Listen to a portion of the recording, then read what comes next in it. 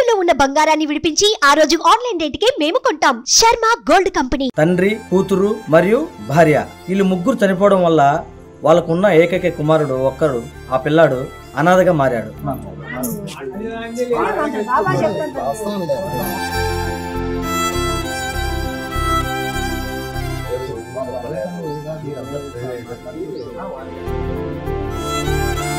నీకు మీ నాన్న వాళ్ళు చనిపోయినారని ఎప్పుడు తెలిసింది?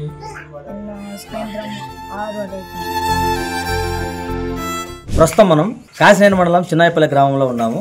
2 రోజుల క్రితం జరిగిన యాక్సిడెంట్లో ఓ ఫ్యామిలీ మొత్తం దారుణంగా మృతి చెందారు. ఆ చనిపోయిన కుటుంబ సభ్యులు ముగ్గురు చనిపోవడం జరిగింది. ఆ ముగ్గురులో తండ్రి, కూతురు మరియు భార్య వీళ్ళు ముగ్గురు చనిపోవడం వల్ల వాళ్ళకున్న ఏకైక కుమారుడు ఒక్కడు, ఆ పిల్లాడు అనాథగా మారాడు. ఎలా జరిగింది, ఏం జరిగింది అనేది ప్రస్తుతం మనం వాళ్ళ ఇంటి దగ్గరే ఉన్నాం. వాళ్ళ బంధువులు, వాళ్ళ నాన్నగారు చనిపోయిన ఆయన నాయనగారు కూడా మనతో పాటు ఉన్నారు. ఆయన కూడా అడిగి తెలుసుకుందాం. బాబుకు కదిలిపోయింది చిన్నపల్లి నుంచి. మళ్ళీ అక్కడ పోయేకల్లా అక్కడ ఆక్సిడెంట్ జరిగినది. 4:45 కొందు మాకు తెలిసింది. ఆదివారం సాయంత్రం వీళ్ళ అవ్వగారు ఊరికి వెళ్తున్నారు. సత్యనారాయణ ఉందని సోమవారము వీళ్ళ ముగ్గురు వెళ్తున్నారు. వీళ్ళ అమ్మ, వీళ్ళ నాన్న, వీళ్ళ చెల్లి. ఇక్కడ కనం దగ్గర వనిపెంట ముందు కనం వస్తుంది. ఆ దగ్గరలో బస్ క్రాస్ చేస్తా టిప్పర్ వచ్చి కొట్టేసింది. కానీ అక్కడ ఆపుకొని వెళ్ళిపోయారు. మాకు 4:35 కల్లా తెలిసింది మా ఊరు వాళ్ళకి. అక్కడికి వెళ్తే అక్కడ ఏం టిప్పర్ లేదు, అవ్వలేదు. పోలీసులు వచ్చారు. పోలీసులు వచ్చి ఎలా సార్ ఏంటంటే మీరు ముందు గవర్నమెంట్ హాస్పిటల్ తీసుకెళ్ళండి, అక్కడ తీసుకెళ్ళినాక పోలీసులు ఏమో మీకు హెల్ప్ చేస్తాము, కేసు ఫైల్ అయిందని చెప్పారు. కేసు ఫైల్ అయితే అక్కడేమో టిప్పర్ అంటుండ్రు, మళ్ళీ లారీ కూడా అంటుండ్రు. కానీ కన్ఫ్యూజన్ లో ఉంది. నిన్న 2 గంటలకి మాకు పోస్ట్ మార్టం చేసి ఇచ్చారు. అప్పటికి మాకేం రెస్పాన్స్ ఏం చేయాల పోలీసులు సార్ ఉంది. నిన్న ఈ కార్యక్రమానికి Vijayamma madam, Govinda Reddy sir, Viswanatha Reddy sir వచ్చారు. విశ్వనాథరెడ్డి సారు ఇతనికి ఫిక్స్ డిపాజిట్ చేయడానికి 50,000 రూపాయలు సహాయం చేశారు. ఈ పిల్లవాడికి రేపు లైఫ్ ఇతని కోసం అతను సాయం చేశాడు. ఇంకా ఎవరన్నా ప్రభుత్వం కూడా ఈ పిల్లవానికి సాయం చేస్తే చాలా బెనిఫిట్ గా ఉంటది. రేపు ఈ పిల్లని భవిష్యత్ బాగుండాలంటే ప్రభుత్వం కొంచెం హెల్ప్ చేస్తేనే బాగుంటది. ఇంకా వీళ్ళ అబ్బాయి, వీళ్ళ అజ్జాయి కూలి పనికి వెళ్తుంటారు. వీళ్ళ నాన్న కూడా వ్యవసాయం చేసుకుంటూ అట్టి పెట్టుకున్నాడు. ఇప్పుడు అట్టి చేలో పని లేకుంటే వేరే వాళ్ళ పని వాదాడు. అతను కూడా మంచి పని చేసుకుంటూ బతికేవాడే. ఏం పెద్ద ఆస్తులు ఏం లేవు. అలా జరిగింది. కాశీనాయ మండలం, కడప జిల్లా.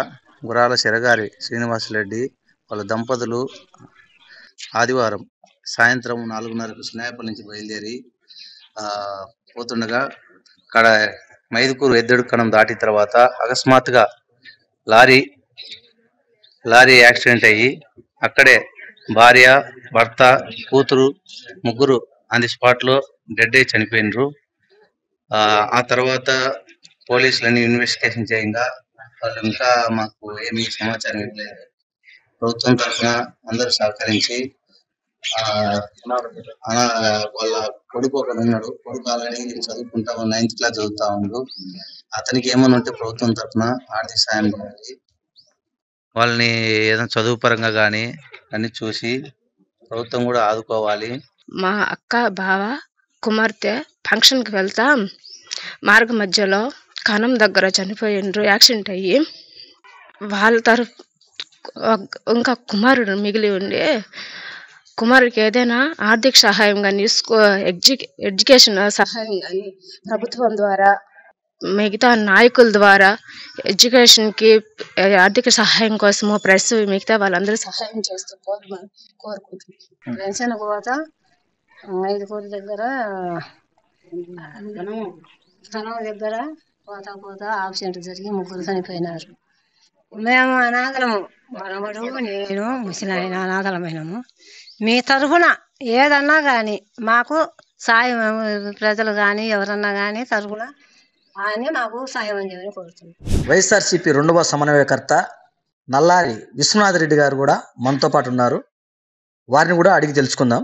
చిన్నాయపల్లె గ్రామవాసి గుర్రాల శ్రీనివాసరెడ్డి వాళ్ళ బంధువుల ఇంటి దగ్గరికి వెళ్తూ భార్య, భర్త, కూతురు గృహప్రవేశానికి వెళ్తూ అక్కడ మైదుకూరు దగ్గర యాక్సిడెంట్లో చనిపోవడం చాలా బాధాకరం. అసలు అక్కడ యాక్సిడెంట్ అయిన తర్వాత యాక్సిడెంట్ చేసిన వ్యక్తి కనీసం చనిపోయినారా ఉన్నారా అనేది గమనించకుండా అసలు ఆ విధంగా వెళ్ళిపోవడం చాలా బాధాకరమైన విషయం.